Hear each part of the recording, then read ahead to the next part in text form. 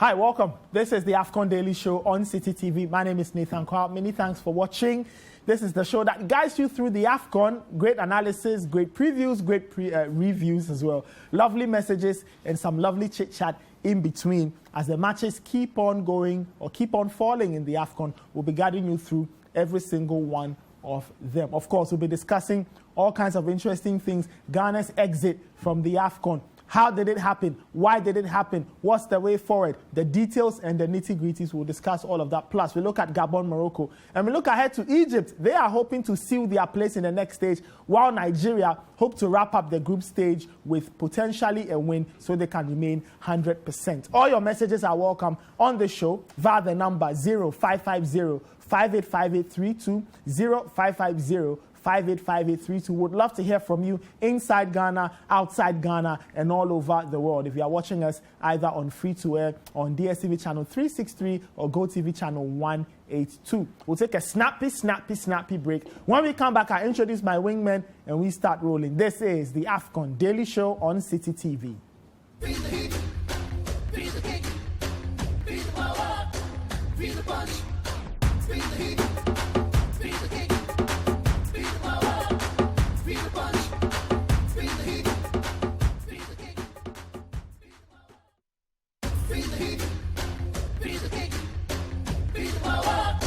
feel the punch, feel the heat, feel the kick, feel the power.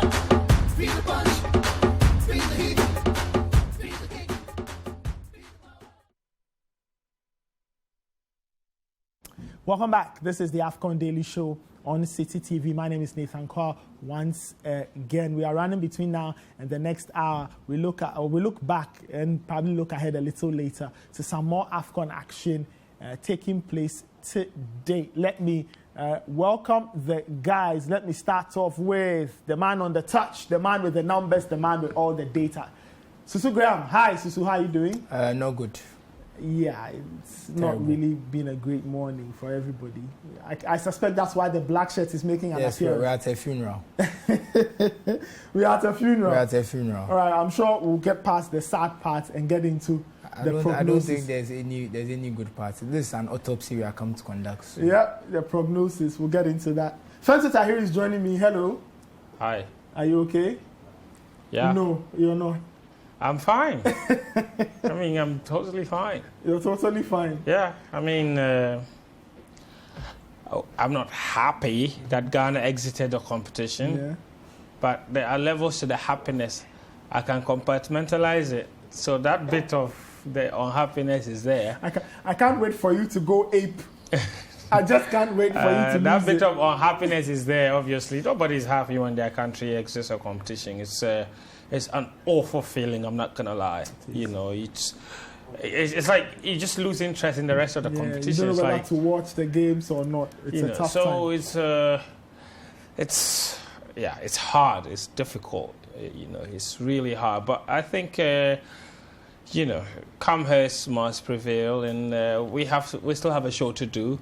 We still have an AFCON to enjoy. This is only the second week of a 4-week tournament, Nathan. So we still have a long way to go. Yep. We're still going to do many episodes of this show, whether some people like it or not.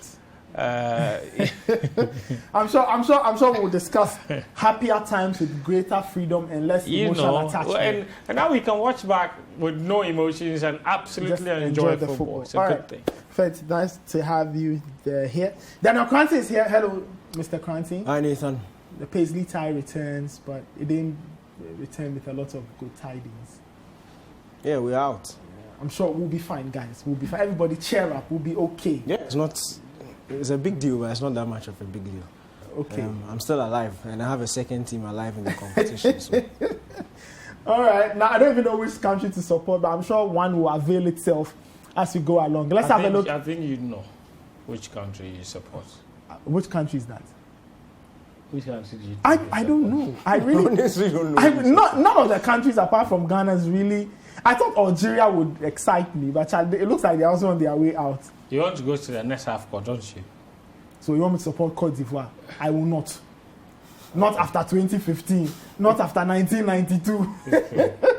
When they give you other reasons to support them, will be here. No, they will. Other reasons. They will not give me Everything will other. be free in Abidjan. Everything will be free. Let's have a look at the results. There you have it. Malawi 0, Senegal 0. In a game that left me quite impressed with the Malawians. And then it was Zimbabwe 2, Guinea 1. The Guineans did not enjoy that game at all. They did not. The other games, Gabon 2, Morocco 2, that was an exciting one. And of course, the game no Ghanaian wants to talk about. Ghana 2, Comoros 3. Even the scoreline sounds a little surprising. Ghana 2, Comoros 3. The Group B table, Senegal on 5, Guinea on 4, Malawi on 4, Zimbabwe on 3. This was a very interesting end to that group there. And if you go to Ghana's group, Morocco 7, Gabon 5, Comoros 3, and Ghana 1. But that's not even the point. The point is the Black Stars exit the competition without a win for the very first time in the history of the AFCON. Quite sad stuff there. And guys, like Susu said, it's an autopsy. Everybody take out your knives. Let's cut the dead body open and let's see where the ailments are. Daniel, let me start off with you. What did you make of the performance? Ghana 2, Comoros 3. A performance or a game that saw Ghana exit the AFCON at the first round stage since 2000, for the first time since 2006 in Egypt. This was the best performance from the Black Stars at this competition. In terms of intent, in terms of desire, it was the best. Unfortunately, they lost, and it looked like they were always going to lose once Didi Ayew went off with that red card. In a goal down, it looked like it was always going to happen. But I think there were some individuals in that team that did themselves some good. Some individuals that arrived into this team with a lot of talk behind them, negative talk. People were not too convinced about their abilities. But at the end of this competition, a lot of people have admitted to themselves that they have earned the right to wear the Ghana shirt. Okay. And those individuals I'm referring to is Jiku, Alexander Jiku, and Daniel Kofi. They played their hearts out. They played their hearts out, not just yesterday, but the entire duration of the competition. They showed that they really wanted to win. They showed that they really wanted to be successful. And they played like they had a point to prove to Ghanaians. So I'm happy with those individual performances, and I always like to start with the positives. As for the negatives, there are plenty because we finished last. We finished last in the competition, and that's that. Look, if we can have the highlights of the game on the screen so that we can actually discuss what happened in the game, because that's what we always do. So if we can have the highlights of the Ghana game, yes. Look, it was a very funny game. Even at 1-0 down, I personally did not panic. Because in the first... But granted, after 4 minutes... Yeah, that's what I'm saying. I didn't panic. You've considered a goal against Comoros, but still 11 against 11. You look at the players on the pitch, you expected them to come back into this one. And as I'm saying, I didn't panic because I just felt like we would come back. And if you saw the response from the team after that, you could tell it was just a matter of time before the goal would go in. And then, unfortunately, VAR decides to send off Andre Didi Ayew. So that was a huge blow to the Black Stars. They kept pushing, but it was always going to be difficult. And I thought they needed that halftime break just to get the tactical instructions clear, for them to know when to defend, when to attack. And then they went in and they came back out, and they looked even better than they finished off the first half. But then the second goal went in, and all the goals were goals that, look, if you defend the way you defend those kind of chances, it is good that you get punished, because you cannot leave spaces in behind like that. You cannot be that naive in your defending and expect not to get punished. But then the positives again showed, in as much as the team was down and out at that point, a man down, they still managed to claw it back to 2-2. And at that moment, you couldn't help but sense that the Black Stars would turn it around. That hope came back again. And as they say, it's a hope that kills you. As Ghana continued to push for a third goal, they were left open at the back. And with this goal, you could just see it coming. It was and you can't. This is a point where I cannot necessarily fault the head coach for going all out attack. It was literally you had to win in order to be able to qualify, and he threw on all his attacking arsenal on the bench onto the pitch, trying to salvage a winning goal. And it was something we had to give. If you didn't score, you were going to be scored. That was exactly what it was. And yeah, the Black Stars lost. But I think there are much deeper issues than just what we saw on the pitch yesterday. There are much deeper things than the 3-2 loss. We'll get to that. We'll get to Susu. Fence, your thoughts. And my concern really was at 4 minutes. Why were we defending that poorly at 4 minutes? Because at 4 minutes of every football game, logically, you should be locked in, zoned in, you are ready, you are wide-eyed, you are awake. But at 4 minutes, we were giving a goal away as if we were chasing the game in the 93rd minute. Yeah, I think Milo was on a mission to prove to us that he can concede early too. I think because not only conceding late. Yeah, because we're on his neck that his teams concede too late, so they had to prove a point. But on a more serious note, I think it's unacceptable for the team to be caught out the way they did. When the ball came in, 4 minutes in, I don't think that the positioning of Amate and Jiku was exactly excellent in the build-up to that particular goal. More so the positioning of Amate. I'm not sure why he was so far up, so far into the opposition half. No, it's so far up in his own half. And he was caught out wide. Look, he turns in once. He was almost like on the halfway line, and then when he turns him and beats him, Jiku is nowhere to be found. The holding midfielders are nowhere to be found. Look at Partey. He's tracking back. He's a little too late.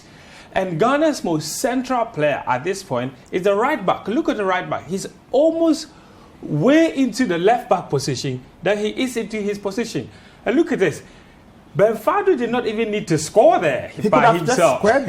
He could have just slipped it onto the other player, and he would have also scored. So it was schoolboy error, first from Amate, then from the midfielders who didn't read the positioning of their centre-backs to cover, and then his centre-back partner who was also caught in no man's land, and then everybody was just all over the place. And Daniel and I were talking about this a little earlier today. If this happened when Ghana is chasing a win, fine. Like, you can get it. You can get why they would put... But it's like you said, it's 4 minutes. You basically, you don't have to... In fact, in the opening 5 minutes, most teams are probably trying to figure each other out. Our attackers are there. They're trying to get upfield and try to score. We didn't have to be that far out wide. And you see, I think what happened was that we lacked a certain awareness of the quality that we were coming up against. Because Benfado is a highly competent goal scorer from the Serbian league. Yeah. But Shiadon should have told him that. Yes. Red Star Belgrade. Exactly. But he doesn't miss. He wouldn't miss. He was still scoring the 2 straight years. Yes. Actually. So he's not some player that somebody just picked out the street. He's not some player playing in Comoros or French Division 2. This is a team that's very used to playing in the Champions League. A few years ago, they were in the same group as Liverpool. Yeah. So he has quality, and we have to be a bit more aware of those qualities than we were. I think that it was just poor awareness all through on so many levels that led to that first goal. And for me, that's why I think I'm not laying too much blame on the red card, because red cards happen, harsh ones, fair ones, and this particular one was very unfair in my opinion, because I think there's only one way Andre Ayew has to challenge for that ball, is to stick his leg out. It wasn't like he was trying, and VAR didn't really help the referee with all of that time wasting, and then the frozen image. I think that sort of just sets his mind in a certain direction before he gets there, or before even he starts to see the visual, the moving visuals. But having said that, I think that first goal was just preventable, it was disappointing, and it was just a reflection of how we have been throughout this competition. Very, very insipid. We lacked awareness, no determination, and just generally poor. And for me, that's what made it even more difficult the moment we got a man sent off. Yeah. If I can guarantee, and I think you would all agree, that if it was 0-0 and we had Andre Ayew sent off, I think the football that these guys played was probably still good enough to win this game. But guys, But when you're chasing a game with 10 men, that is a lot more dangerous.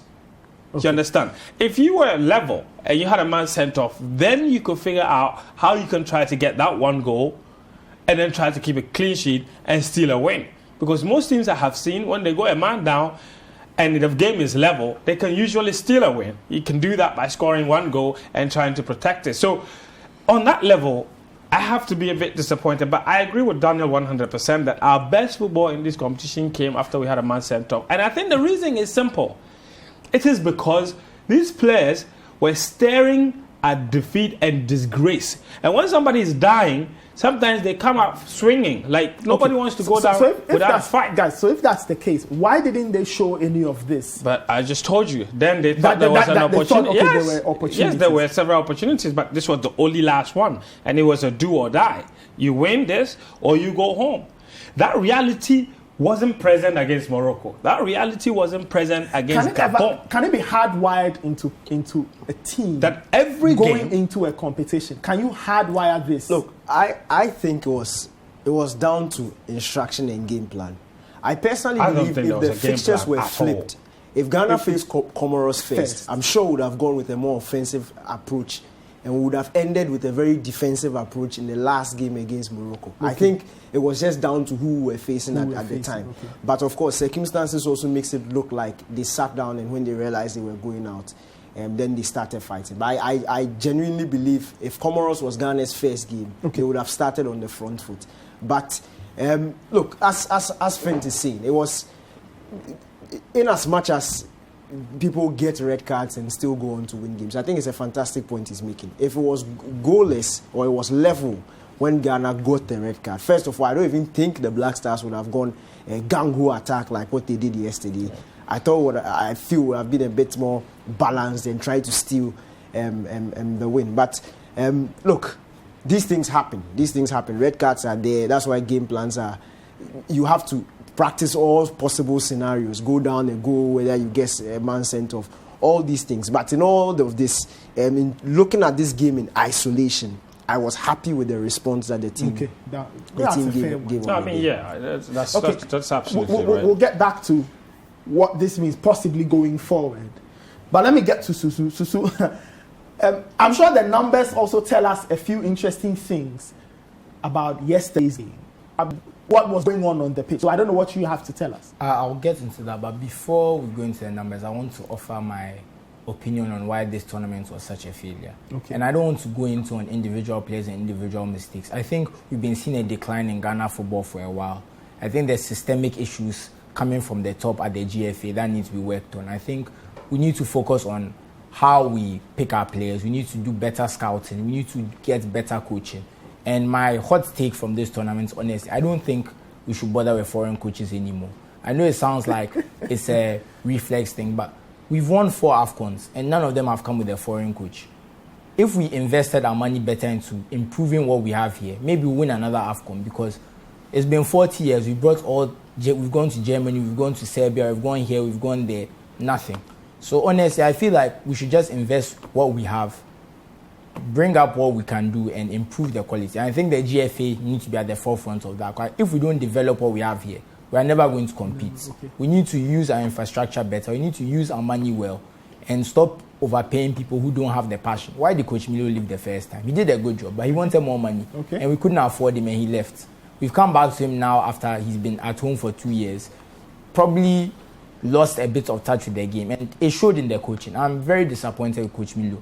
Not because he's a bad coach. He did very well with Ghana, and I respect him for that. He always have a place in my heart because of that. But the truth is, this tournament, he didn't put his best foot forward. And maybe you felt tactically he could have tried something different, looking at the crop. Yeah, I think it was just we gave him a pass against Morocco because he said Morocco are better than us. Fair enough. I was with Daniel on that. Look, this is a tough game. It's okay to play defensive. Then the Gabon thing happened. And like I said, I was worried because there was no reason why we shouldn't have scored Gabon. We saw Gabon play well against Morocco, fair enough. But I don't think that when I watched the Gabon game, they're a team we should have struggled to be putting shots again. Look at how we played against Comoros. And I'll go into that right now. We made a difference, but we had to go a man and a goal down before we saw the Black Stars really wake up. And that's what's scary to me. That it's almost like until Coach Milo was basically had the noose around his neck, he wasn't ready to try and win a football game from what I saw from him. And that's why I'm very disappointed. I feel like we should focus more on what we have. People have passion for their job. And just by the way, there's a small mistake with the graphic. You should say Comoros instead of Gabon. Okay. That's my mistake. But when you look at this, like I said, this is one of Ghana's best performances. I've been complaining that we don't get enough shots. We don't get shots in the box. We don't put shots on target. And we basically doubled or tripled all the categories in terms of those things. We doubled our shots. We had 11 shots coming to this game. We had 21 on the day. Wow. We had like 3 or 4 shots on target the whole tournament. We had 8. Our shots in the box were 3. We had 9. So we actually played an attacking game. We put pressure on them. Look at the possession this match, 62. Our average before this game was 45. Our dual success rate, we dominated the Comorans. And I think, honestly, I'm with Daniel. The red card really cost us the game. But I'm not going to come and say that because of the red card, the other issues should be ignored. I think we have to talk about the issues, even while giving the Black Stars their prop for their best performance of the competition. It wasn't meant to be, like Fentu said, when you are chasing a game with 10 men, it's very difficult. But I think based on the numbers, they did enough to win. And I think the third goal was just they were tired. Because no one went out to close the Comoros winger. He had so much space to put into the box. And that was that 1.2 XG they have. When I looked at the chart, that shot alone that they gave up to him bumped their XG probably up from 0.3, 0.4, 0.5, somewhere down there, all the way to 1.2. That's how good that chance was.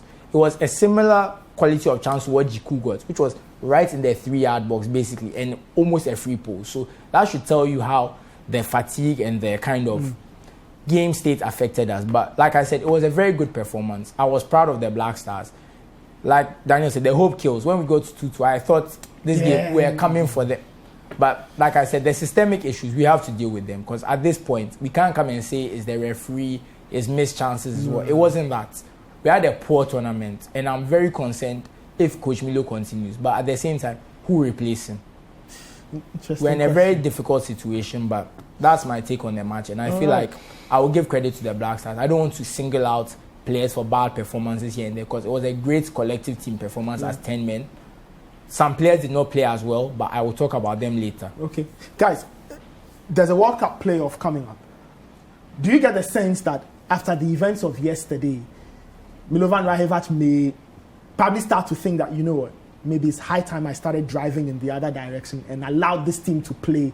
Because looking at the quality, and not necessarily the quality, but the performance against Comoros, do you think it's something that Milovan needs to look at and now he needs to let this team play this way a lot more going forward? No, I have been... Or you think that he'll revert to type? You see, Nathan, from my biggest disappointment with Milo, it's not just necessarily about the very rubbish style of football that he exhibited in Cameroon. And the football has been quite rubbish. And let's not mince words about that. So you saw the numbers in the game against, Gabon, up before the Comoros game. They were really poor. You saw the numbers. It's quite bad. We can't even pass well. All right? But that's not even my biggest disappointment, the fact that we exited. My biggest disappointment was, and is that, when Milo was being hired, we were made to believe that, we were actually all under the impression that Milo was different from CK in many ways than one, that he was strong, that he nearly sacked Suleiman Tari, he left him out of AFCON's 2010 squad, that he was a man of his own, his selections wouldn't be manipulated. And then we're going to an AFCON, and the very issues, part of which we blame CK Akono for his failure, still exists in the team. And we are talking about the very deliberate inclusion of players who have no quality in the national team. As I said, and I keep repeating, this is the national team. This is the Black Stars of Ghana. Only the very best players deserve to play. This is not an apprenticeship national team. It is not a place to put players to come and do internship. You can't call one player for 8 matches and he doesn't play. 9 matches and he doesn't play 1 minute. And you see, those 9 matches have included friendly games and dead rubber AFCON qualifying games. Like against our Tommy and Principe, we had qualified. We didn't need to win. Nothing. He still wasn't deemed good enough. All right? We took Kudus without proper correspondence with Ajax, and we were under the impression that the player was fit. We actually added his name. We didn't take him because he wasn't there. I said we included him. I said we took him. Oh. We included Kudus' name and took Wakaso, all right, who was injured the whole time. He was injured. Even this Philemon boy, he had COVID in Portugal. We still waited for him to come. Just said he's the savior. We have to include Philemon Bafo in the team. So selection is a big problem, and that's why I'm very disappointed that Milo allowed himself, because that's not his doing. Maybe Kudus, perhaps, because I think that he desperately needs the player. He knows the player's quality. The rest of them, I can't see why that would be Milo's decision. Okay. Really, like, I don't get it. So, and that's why I am calling for his head, because I don't think that he is in a position where he's powerful again, like he was before. And if we find coaches that can easily be manipulated, that's dangerous. Because we can't trust our national team handlers, our administrators. Because all of them is quite clear that they're only seeking parochial interest. So that needs to change. All right? And Milo, if Milo is to succeed in these World Cup qualifiers, he needs to put his foot down. And I think that maybe I am softening my stance a little bit about him. And that perhaps he still deserves another opportunity. But if that is to happen, then Milo needs to put his foot down and he needs to make the calls all by himself and take responsibility. Because you see, we are not stupid. We can see who is whose player. If you add a player, we know. Because in this Black Stars team that went to the AFCON, the reason all of us are shouting about the selection is that you and I can sit here and mention about 7 or 8 players who should easily have been at this AFCON and could have helped the team. They either refused to come or were neglected. And those that refuse to come, it is not because they don't like the national team. It is because of individuals, characters around the national team, handling the national team. Salisu, Kamal Sowa, Alfred Duncan, all of these guys, quality material. These guys could have actually, in fact, all the players, the names I mentioned, if I'm not mistaken, all 4 of them should be starters. Salisu. If Salisu is there, he starts. If Alfred is there, he starts. Okay. If Kamal Sowa is there, he starts. If you're not going to start Fatau, then you might as well start Kamal Sowa on that left-hand side, on that right-hand side. So selection, big problem. Coaching, big problem. The football wasn't great. So the systematic issue that Susu spoke about, very important. Okay. But these are the issues for now. And I'm talking the immediate factors. Okay. But long term, we all know that all the teams at the AFCON who are doing well have invested with a plan over a period. We are still in an era where we are doing for Kobo. It's almost like we don't participate in the development process of our players. We just wait when they show up, then we go and call them to come and play for the national team. It doesn't work like that. The government needs to get involved. Let's invest in infrastructure. Let's invest in grassroots football. Let's have a system in place, a plan in place for the long term. Because as it stands now, football is being run like a business. No business succeeds without a proper plan. There has to be foundations on which it is built. Today, if you ask me, what are the foundations driving our football? I don't know. All right, great questions for the people handling our football to answer. Let me read a few messages and then we go for a break. James from Insawam says, now that we don't have the cup, how do we drink our Milo? But on a more serious note, I think this tournament is a reality check for us. The handlers of our football should fix the deep problems plaguing our team.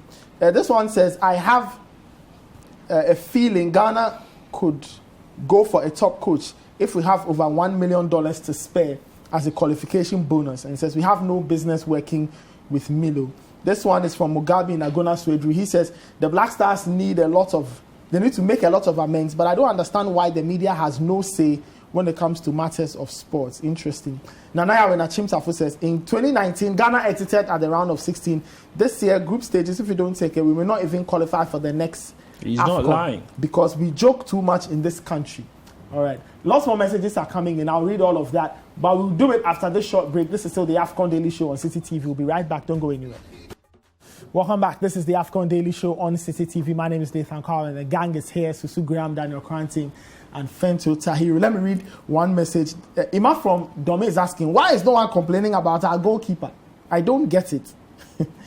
Gideon from Foster Home says, what happened to Thomas Partey? He really underperformed. Daniel, your thoughts on the way forward? I was asking whether you think that after this chasing, Milovan Rajevac will stop playing defensive football and allow his team to breathe and play, or he could return to type. That's on one hand. On the other hand, where does the national team go from here? There's an AFCON next year in Cote d'Ivoire, middle of the year. Ghana would want to go back. We have to go back possibly to make amends. What should be done going forward? I choose to look at it in two ways. If we are to sack Milo now, and we are looking at our current state and how we do things in this country, remember when we sacked CK, there was a clarion call from those of us in the business that if you want to get somebody who is actually capable of competing with the rest of the top teams in Africa, in a way that you start seeing it as a birthright to go out there and compete with them, then you need to increase your budget. Seriously. Because you're not going to be able to attract a top coach Paying $50,000. paying $50,000, it's not going to happen. So when we looked at, or personally when I look at the pool of coaches available within that $30,000 bracket, and that's how I based my judgment on Milo, I thought it made sense. If we are going to pay somebody $30,000, then it should probably be somebody who has been here before, has done it. Of course, his recent record doesn't look as good as he used to be, but who else would you give this money to? And he started a job, not necessarily in terms of performances and blowing our minds with good performances, but the results went our way. We've qualified for the playoffs against all odds when he was taking over. But look, no matter how many times you talk, no matter where you pass, there is no excuse for the Black Stars of Ghana, even with this lopsided squad that they took to the AFCON, to finish last in a group that consists of Gabon and Comoros. No disrespect, but it is unacceptable. It cannot happen. If anything, you go out and win one match, finish third, and let them say you didn't finish as one of the best third places. Yeah. But you can't finish last with 1 point in a group that consists of Gabon and Comoros. It is not possible. So because of that, that is where you have to look at the coaching. Was the coaching the best during the tournament? No. Were there problems? There were a lot of problems. So as you, Daniel Cranton, why were you insisting that Ghana will qualify? Because when I looked at the games in isolation, I looked at the first one. Performance wasn't the best in terms of how we wanted to see things, go out and dominate the opposition. But I would have done the same thing against Morocco, based on the squad I had. I would have defended to the 90th minute and probably escaped with the draw. We didn't get it. Against Gabon, we had to win. And I sat here and I gave indication of why I was disappointed, because some of the things that I sat here in Accra and were able to see, some way, somehow, it was the same way I predicted if we were going to concede, we will concede. That's how the goal came about. So I was very disappointed because clearly it didn't look like the coaching staff did their homework. And then against Comoros, in as much as there was a red card, we can also dismiss the fact that we conceded a goal after 4 minutes. In the manner in which we conceded it. It can't happen like that. If it happened in the 90th minute, fine. But after 4 minutes, you cannot have your two centre-backs out wide on the left-hand side and have the entire middle of the park open for a counter-attack. It can't happen. No matter if it was a free kick, or your setup cannot be that poor, your organization cannot be that poor to that state where you concede a goal like that. It cannot happen. So then, the coach needs to answer questions. And I'm the sort of person who, you see, everybody has their job. I will not like it if I start my job and everybody's screaming in my ear, I should do this a certain way. If I choose to do things a certain way and I finish and it backfires, that's when I'll take criticism, or you can come and tell me what I did wrong and whatever. Yeah. So they named their squad. I said I wasn't necessarily convinced with the quality of yeah. players, but I hope they win. And it is not like we took that's why I repeat, it is not like we took a squad of players who couldn't qualify out of the group stages. That's my point. Because this squad was in good. as 8 players are supposed to be in this team, or are supposed to be in this team. Probably if those 7-8 players were Maybe we there talk and about with better winning. coach, we can talk about winning. But this team is not of the set that quality that will finish last in a group consisting of Comoros and Gabon. Before the game, if you looked at the way the Comoros players were looking at Thomas Partey and Andre Dede Ayew, that should tell you that there was class in our team. There was quality in our team. They saw them and they saw that these are big players. I'm honored to be on the same field as them. And that in itself even gave them extra motivation to go out and beat Ghana. So, look, there's no excuse. And that's why I say the coaches and the coaching was suspect in that sense. You look at the man management throughout the tournament.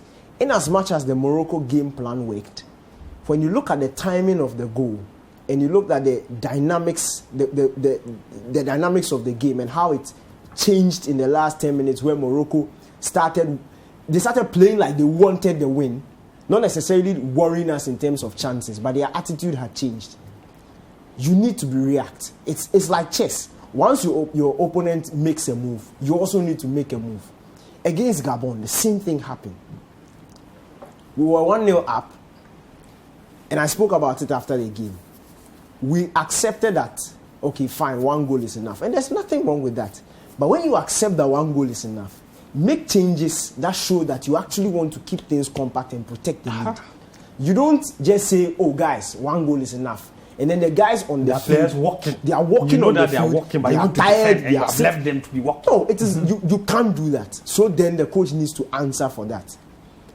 And in this game against Comoros, as I've said, you can't concede a goal like that, because once you concede a goal like that, it almost blows your game plan. And you see, when you look at the way Comoros even scored the first goal, they were coming to sit and then counter, sit and counter, fashion out a good chance for the guy that the rest of the way, and you put the ball in the back of the net.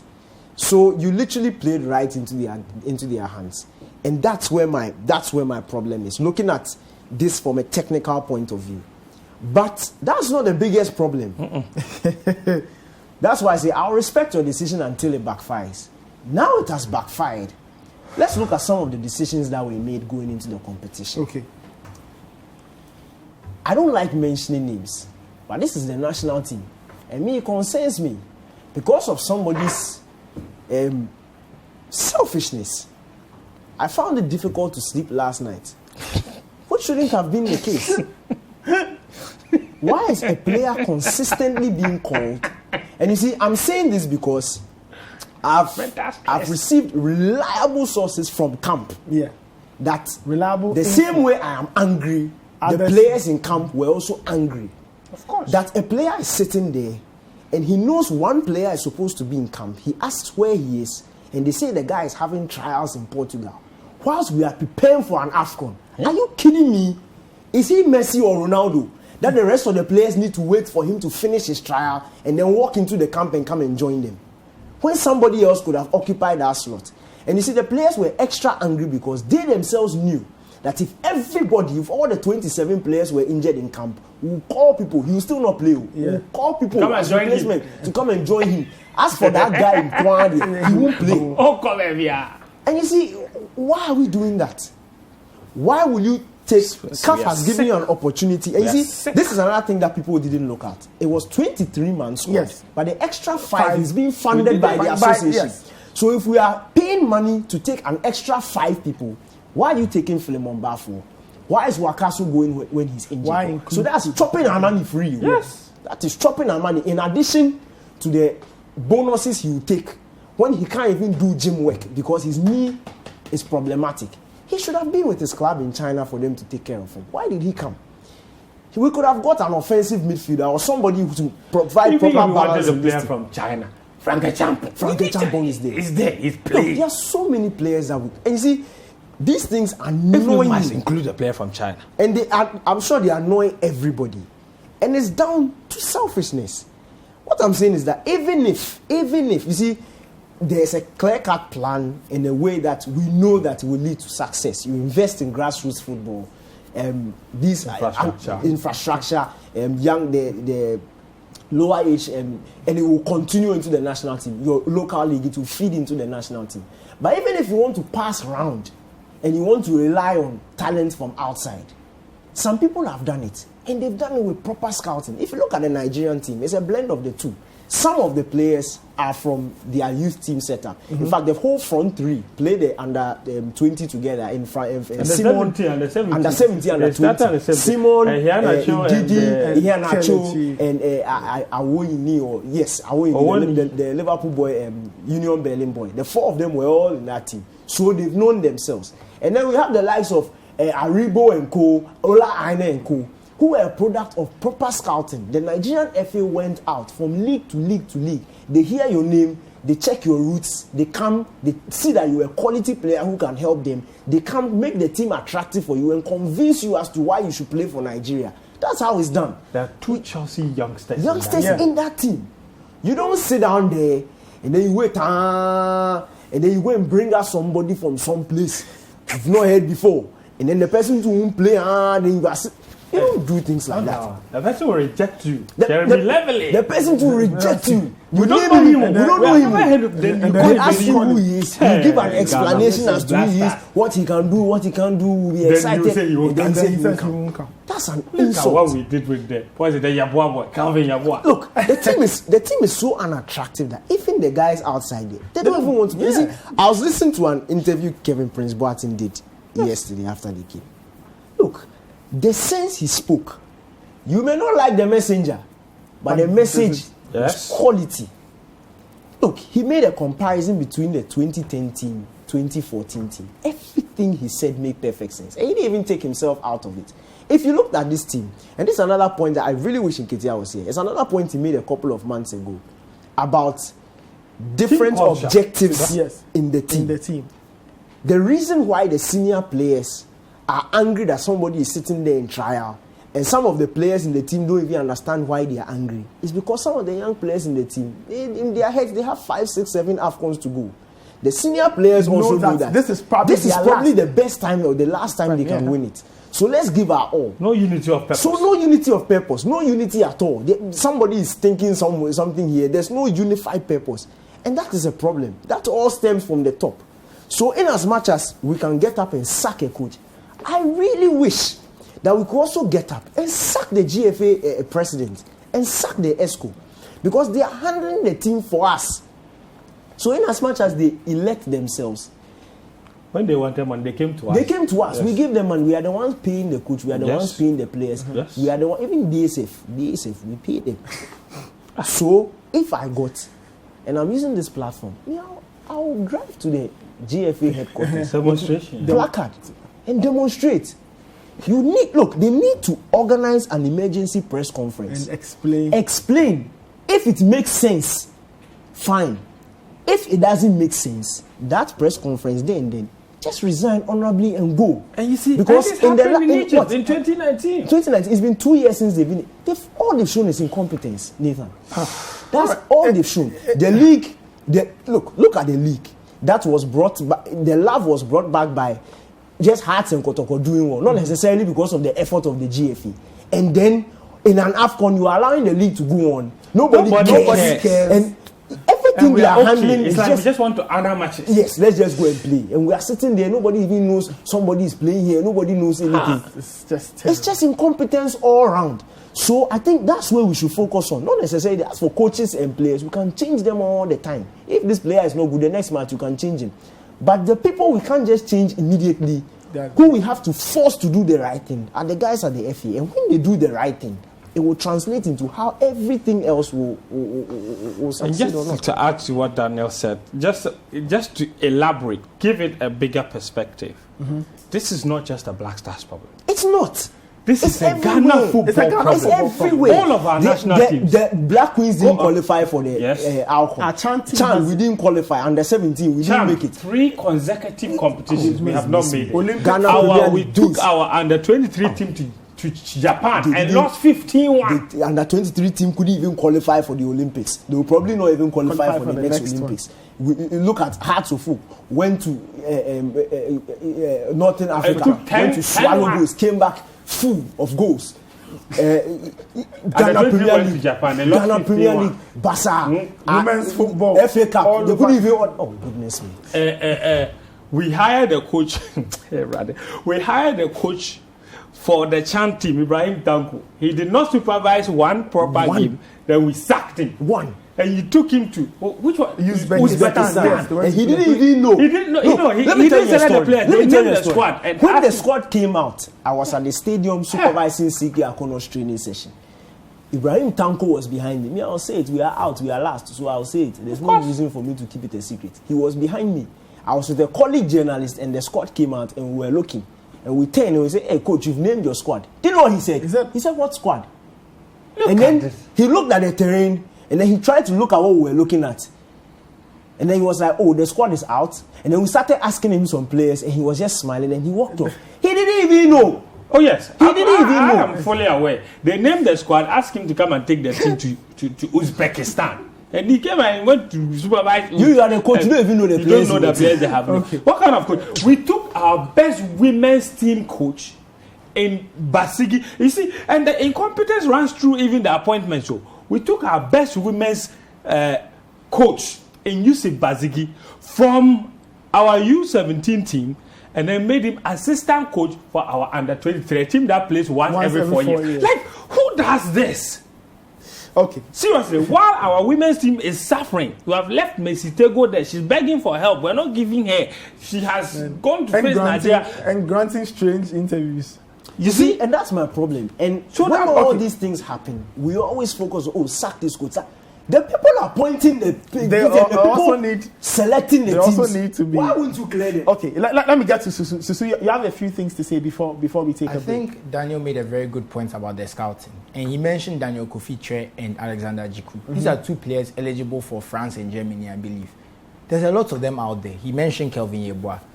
Ghana, we are struggling to find a striker. Memphis Depay is breaking Netherlands records. Inaki Williams is winning trophies for Athletic Bilbao. Maybe some of them might not feel Ghanaian, but maybe if we put more effort into our scouting, we are watching, the youth leagues in the countries that we know they have a big diaspora. Let's say England, Germany, France, Italy. We have a big diaspora there. Let's say we are watching these leagues very, very carefully. So when these young guys start, we start talking to them before even Italy and those other countries come and call them, and they feel like, oh, I've played for Italy from under 16 to under 20, so why should I come and play for Ghana? Let's be watching them. Let's talk to them. And part of it is these kind of performances won't help. Why would Of course they don't help. Why would It's not we, attractive. on the road to playing for the Azuri, 4-time World Cup winners think that I should come for a team that AFCON, they can't even get out of their group stage. But aside that, if we actually put that effort, communicate to them and tell them that, look, this is our plan. This is where we want to go. This is where you fit into the plan. Why won't they say that, look? And use ambassadors. Exactly. Use ambassadors. Tony Buffett. Are you telling me that if this GFA contacted Michael Essien and Essien sat Tariq Fosu down and spoke to Tariq Fosu, Tariq will look him in the face and think that there's no future. But if you have never met the guy, he doesn't know you, then you WhatsApp him and you come and play for Ghana. You think that's how we do it? When we say find players from England, you know what they got for us? Mr. Colchester. Where is he? They swore, the FA official, listen, hey Ghana, they swore that he was the future. Who was this? Kwesi Appiah. No, Kwesi Appiah. Kojo something. Wasn't there also Colchester Kwesi boy. Appiah? Yeah, went I to, said Mr. Watford. Colchester. Yeah, That's he what went I to called Watford him. after. We swore that Mr. Colchester was the future of the Black Stars. Poku was Poku. And we said that that it was a steal, that we had stolen one on England. It's like he plays in the fourth tier. Do you understand? And since then, you see, if it was a case of, let's say, Wallacott, and you see, honestly, I don't agree with the criticism that is thrown Wallacott's way.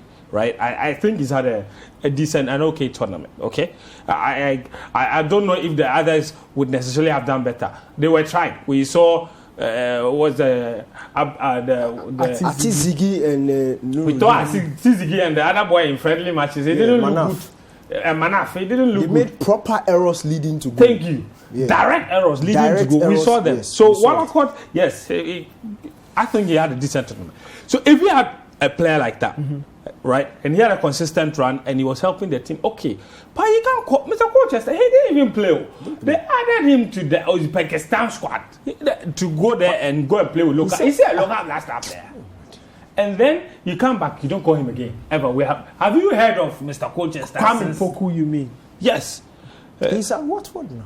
And that's exactly my point. We are scouting badly because exactly. Why aren't we looking at I play a lot of football managers, so I see all these young half Ghanaian players. There's some guy Ransford, Kingsford, Yeboah, there's Brian Ode. I'm not saying that these guys will necessarily light up the world. There's a Jeremy Frimpong boy at Jeremy Frimpong, I think. I mean, we are losing players to these top national teams. I'm not saying that someone like Jeremy Doku necessarily would have wanted to play for us. But maybe if we had started talking to him when he was younger, we had been watching him for the youth, he might have thought that these Belgian guys, maybe, because we spoke to Tony Barfoot and he mentioned some things about identity and stuff. Yeah. For all you know, his feeling of being a Belgian is not that strong. Yeah. But when he looks at it from a football perspective, he might say that, look, what's the point of coming to waste my time here when I can play for a well-run national team and actually do something? I might not feel truly Belgian. I'm not just saying that. I'm speculating because there's all sorts of issues being an immigrant in those countries.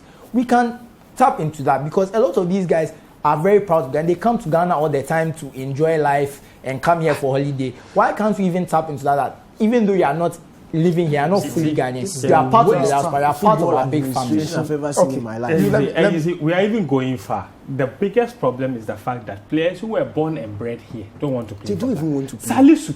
Yeah, Mo I taught Salifu in primary school. Mo Salisu. Yes. Typical Zongo boy from Kumasi. I know him from childhood. He only went to Spain when he was like, 18 years. 19. He doesn't want to come back and play for Ghana. How? Yeah. It just tells you that there are issues. Let me read some of your messages. This one says, to me, the Comoros manager came to make a name in the AFCON and he used Ghana to do that. He was standing and shouting. What did Milo do? He was throwing his hands like a choir master.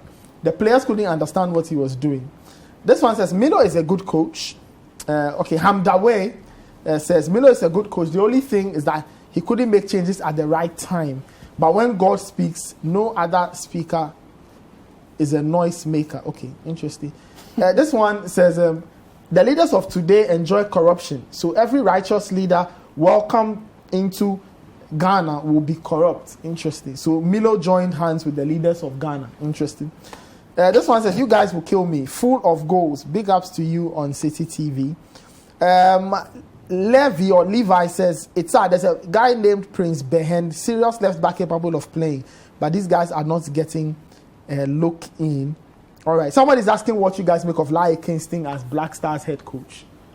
This morning, I spoke about it and said, the GFA don't like people who are their own men. Clearly Milo is not his own man. CK wasn't. Laie is a very outspoken figure. Yeah, he is. And the GFA don't like people like that, And that's the thing. So they may not like him, but I think he's a very enterprising young coach. I think his time will come. I honestly, when it comes to local coaches, I really want them to succeed, especially the young ones. Yeah. So then, I really want them to go through the processes, get the experience before you come. Because look, the pressures of this Black Stars job is crazy. As soon as they appoint you, everybody is on your side. You can play your first friendly game, things go wrong, and all of a sudden everybody wants you to be sacked. So they should get as much experience. The likes of Laie Kingston, Tuado, George Boateng, get as much experience as coaching at the highest level before you come and take over the Ghana national team. All right, Emmanuel from Tema says, I wish Ghana would go in for a coach like Elvery now. They can't dictate to him when it comes to selection of players. He says, we have quality attackers too. Nestor from Aplawo says, I believe it's the right time to press the reset button on the Black Star. Shambolic performance it was. We have solid young guys, irrespective of the poor selection that went on What we lack is a technical bench. The manipulation is just too much. So I think you have the final word before we wrap it up. Like I said, when they were talking about Larry Kings and their own money and things, I don't think we should look outside. We should look within. People who believe in the Black Stars, let's train them. Let's spend their resources. Let's make the effort. Maybe some of the half Ghanaian guys like George Boateng who have a bit of passion for the Black Stars, let's look at them. No team has won the World Cup with a foreign coach. That just says it all. They've looked within and they've gone to the world stage and done it. So let's try and look within. Let's back our coaches. Let's believe in them. I don't think it's time to reset on the Black Stars because the players are good. I think we have quality players. We need quality on the bench, and that's where all the difference is. And we need quality in administration. How we'll fix those things, I don't know. If I knew more, maybe I'd be doing it myself. But that's all it is. And I think the Black Stars, the future is not as bleak as it looks right now. Like I said, we're at a funeral, but life moves on after funerals. So. All right, that's our show. Thank you very much, Susu. Thank you very much, Daniel Crancy. Thank you very much, Francis Tahiru. That's our show. Today's edition of the AFCON Daily. Today, it was a lot of Black Stars and not a lot of other things, but we are back to doing a lot more other things. Tomorrow, we'll talk some Nigeria, look ahead to the other games in the last round of matches in the group stage of the AFCON. The show returns tomorrow. Do enjoy the rest of your day. Stay safe, take care, and please keep watching Citi TV.